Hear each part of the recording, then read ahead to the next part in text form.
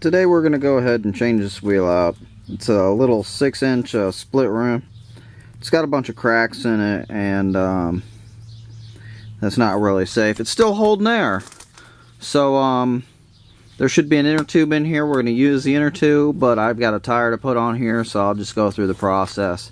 It's pretty simple, so you know, don't be expected to be amazed here, but just in case, you know, this is split rim, so we're just going to take these 5 bolts out of here, and then we're gonna, we're just gonna try to lift this off basically, and try to break this bead around this tire, and just lift off the sides, and it'll come apart in halves.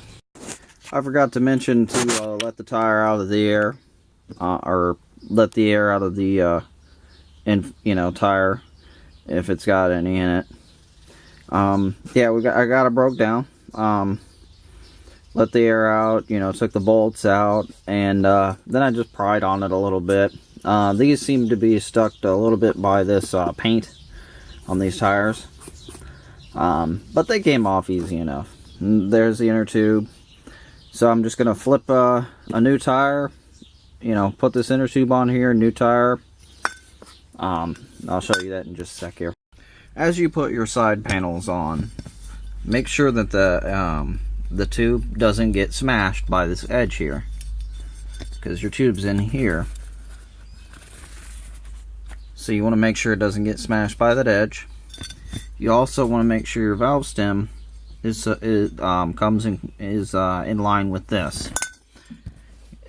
There's a dimple on both pieces to make sure you have a place for your valve stem.